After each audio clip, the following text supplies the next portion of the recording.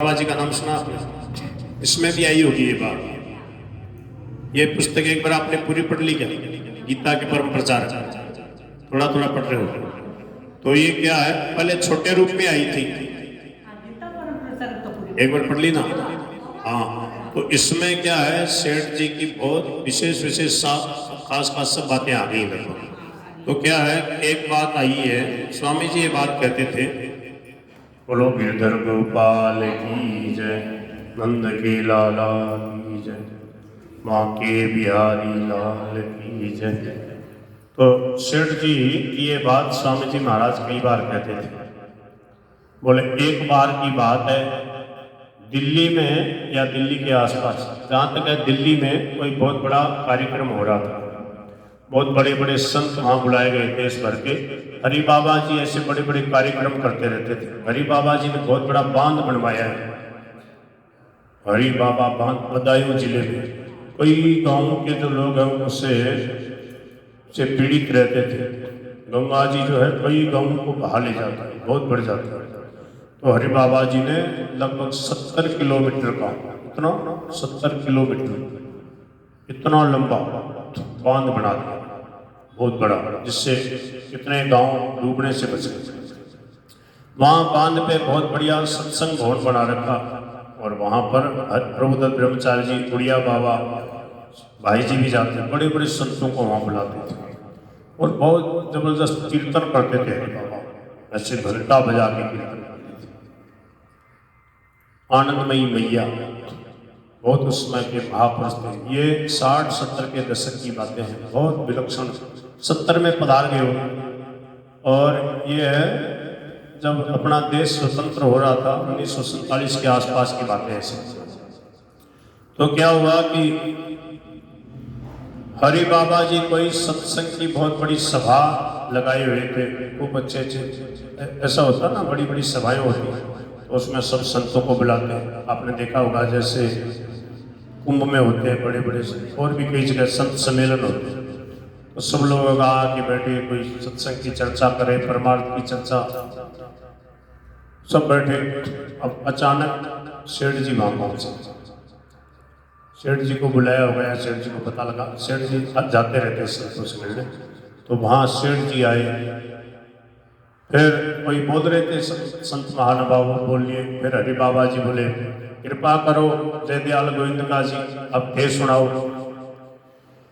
सेठ जी बोलिया आप इतने बड़े बड़े संत हो, थे सुनाओ, मैं तो सुनवा आयो, मैं तो थारो सत्संग सुन ले से हूँ। देखो जो पूर्ण महापुरुष होते हैं ना, उनके भीतर में ये बिल्कुल रहती नहीं कि भाई मन ने कोई पूछा है मेरी बात सुन, जो चल रहा है उससे में वो प्रसन्न रहते हैं, उसी को बढ़ावा देते हैं, अपना कोई संकल्प नहीं होता। हरि बाबा जी को सेठ जी बोले मैं तो बढ़िया का बेटा हूँ, साधारण मनुष्य हूँ, मैं तो सत्संग सुनने आया हूँ, ते सुनाओ। क्या बोले सेठ जी, मैं तो बढ़िया का बेटा हूँ, ते बड़े बड़े संत हो, महापुरुष हो, ते सुनाओ। तो सेठ जी को हरि बाबा जी बोले थे बढ़िया का बेटा हो के उनको तो थे जानो, पर आपके आने से हमारी सभा में रंग आ गया है। आप जब सभा में आए हो तो आनंद आ गया, रंग आ गया, सभा और तरह की हो गई। ये बात स्वामी जी महाराज कई बार बताई थी, आपने सुनी होगी। इस पुस्तक में आई क्या? आपने सुनी तो होगी ना। हाँ, तो जहाँ सच्चे संत महापुरुष चले जाते हैं, भजनानंदी प्रेमी, तो वो सभा और हो जाती है। उस सभा में एक दिव्यता, चिन्मयता आ जाती है, एक विलक्षणता, सात्विकता आ जाती है। ये क्या है, संत महापुरुषों के सानिध्य का एक प्रभाव है। तो कह रहे सो कुल धन्य उमा सुनो जगत पूज्य सुपुनीत, श्री रघुवीर परायण जय नर उपज विनीत। जिस कुल में भगवान के भजन करने वाले, उनके परायण रहने वाले भगवान के भक्त प्रकट होते हैं, वो कुल धन्य। ऐसे महापुरुष भागीरथी की तरह स्वयं पवित्र और दूसरों को भी पवित्र करने वाले होते हैं। गंगा जी अपने आप कितनी निर्मल पवित्र, और जो गंगा में स्नान करे वो भी पवित्र हो जाएगा। शास्त्रकारों ने तो महात्माओं की महिमा गंगा से भी बढ़कर बतलाई है। इस विषय की निम्नलिखित कथा प्रसिद्ध है। एक बार गंगा ने ब्रह्मा के पास जाकर यह प्रार्थना की कि महाराज, असंख्य पापियों के दल मुझ में स्नान करके अपने अनंत जन्मों के पाप छोड़ जाते हैं, फिर मेरे लिए भी तो कोई ऐसा उपाय होना चाहिए कि जिससे मैं भी पाप मुक्त और पवित्र बन सकूं। इसके उत्तर में ब्रह्मा जी बोले, गंगे, संतों के होते हुए तुझे चिंता ही किस बात की।